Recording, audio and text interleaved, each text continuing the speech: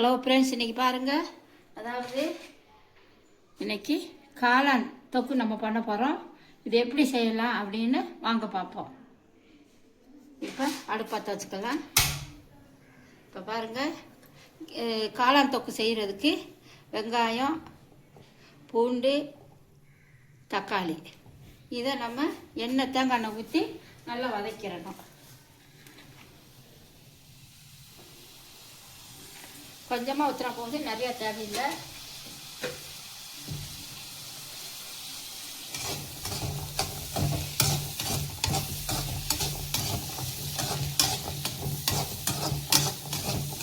நல்லா நம்ம வதக்கிட்டு ஒன்றா சேர்ப்போம்.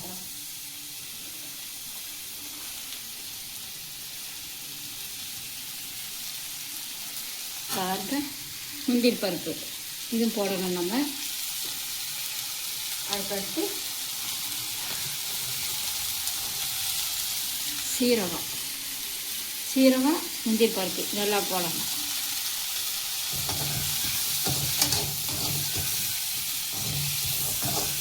இதை நல்லா வதக்கிக்கிறோம். நம்ம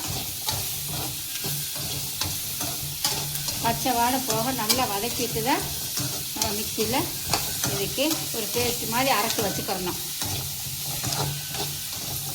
இது ரொம்ப டேஸ்ட்டாக நல்லாயிருக்கும். இட்லி, தோசை, சாப்பாடு எல்லாத்துக்குமே நல்லாயிருக்கும். ஆனால் ஒவ்வொன்றும் நம்ம செய்கிற பக்குவத்தில் தான் இருக்குது.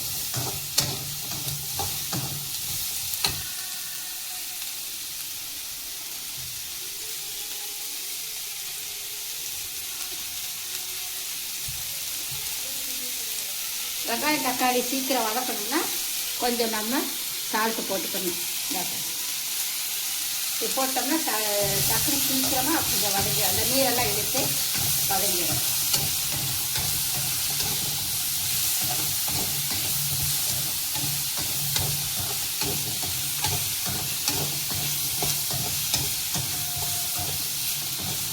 நல்லா பச்சை வாடை போக நல்லா வதக்கி விட்டுறணும்.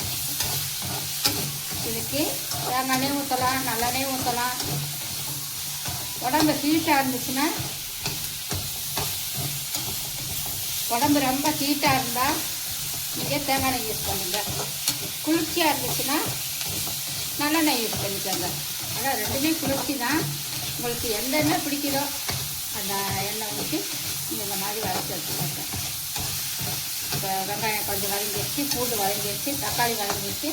அதுக்கடுத்து நம்ம தேங்காய் நல்லா திரிவி வச்சுருக்கேன், இதையும் போட்டு வதக்கிடலாம். ஆனால் டேஸ்ட்டாக நல்லாயிருக்கும்.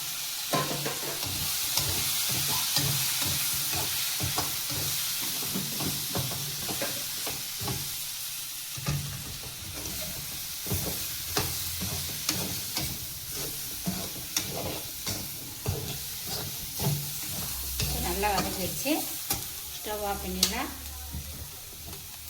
இப்போ இது ஆற வச்சு பேஸ்ட் ஆக்கலாம்.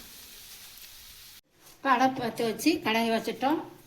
இப்போ நம்ம எண்ணெய் ஊற்றிக்கலாம்.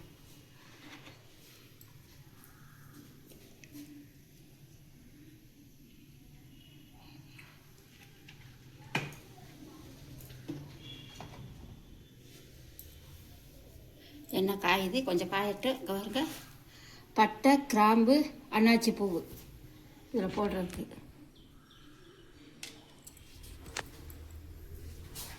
போட்டோம். ஆனால் எண்ணெயை வந்து நிறைய காய விடக்கூடாது. காய விடாமையும் நம்ம எந்தெந்த பொடி போடணுமோ அதை நம்ம கரெக்டாக போட்டுக்கிறணும். பாருங்கள், சீரகத்தூள் போடுறோம்.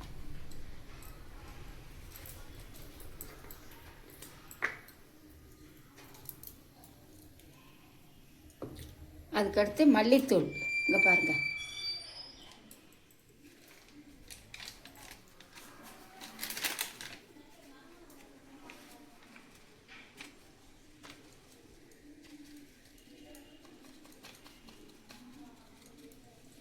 இது வாங்க மட்டன் மசாலா.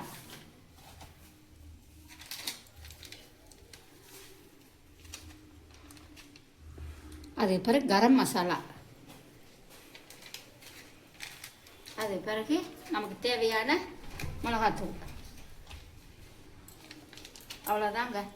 இதை எண்ணெயில் நல்லா நம்ம வதக்கிட்டு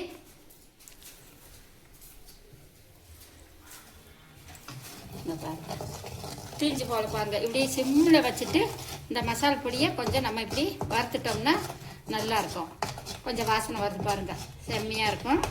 அப்படியே நம்ம இந்த அரைச்சி வச்ச பேஸ்ட்டை வந்து இதுக்குள்ளே போட்டு அப்படியே நம்ம கிண்டிட வேண்டியதான்.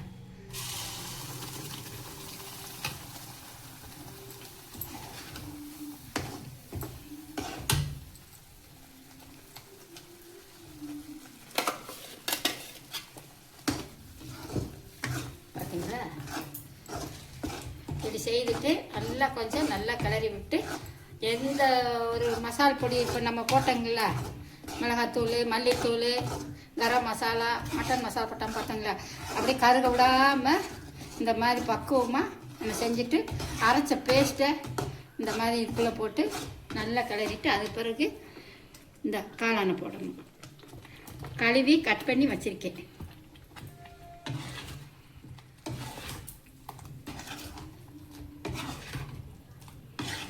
நல்லா இருக்கும், தொக்கு மாதிரி நல்லா சூப்பராக இருக்கும். ஏற்கனவே நாங்கள் செஞ்சு சாப்பிட்ருக்கோம், அதனால தான் சரின்னு ஒரு வீடியோ போடலாம் அப்படின்ட்டு நாங்கள் போடுறது. இன்னைக்கு கொஞ்சம் தண்ணி ஊற்றிக்கலாம். இதை பாருங்க, முதல்ல கொஞ்சம் வதக்கிறதுக்கு சால்ட்டு போட்டோம், இப்போ கொஞ்சம் சால்ட்டு போடுறோம். போதும், கொஞ்சமாக போட்டுருவோம். இப்போ இதை நல்லா வதக்கி விட்டுட்டோம். மசாலா எல்லாம் கிரேவி எல்லாம் ஒன்று சேர்ந்துருச்சு. செம்ம டக்கராக இருக்கும். இந்த மாதிரி நீங்கள் செஞ்சு சாப்பிட்டீங்கன்னா இது கொஞ்சம் வேகிறதுக்கு நம்ம கொஞ்சம் தண்ணி ஊற்றுவோம். ஆனால் நிறையா ஊற்றக்கூடாது, கம்மியாக ஊற்றிக்கிறணும். போதும், இந்த அளவு போதும். இது வெந்து அந்த தண்ணியெல்லாம் வற்றிட்டு அது பிறகு காளான் தொக்கு செம்மையாக இருக்கும். இது ஒரு 10 நிமிஷம் தான் வேகணும். வேகட்டும், அப்புறம் பார்க்கலாம். பாருங்க, கிரேவி ரெடி ஆயிடுச்சு. தொக்கு, காளான் தொக்கு இந்த பாருங்க எப்படி இருக்குன்னு பாருங்க. தண்ணியெல்லாம் ஊற்றி நல்லா வெந்து நல்லா இருக்குது. இது தாங்க காளான் தொக்கு, செம்மையாக இருக்கும். சாப்பாட்டில் போட்டு சாப்பிட்டா இந்த பாருங்க எப்படி இருக்குதுன்னு. சூப்பராக இருக்குது. பாருங்கள், சப்ஸ்கிரைப் பண்ணுங்கள், ஷேர் பண்ணுங்கள். இனி அடுத்த ஒரு வீடியோவில் நம்ம சந்திக்கலாம்.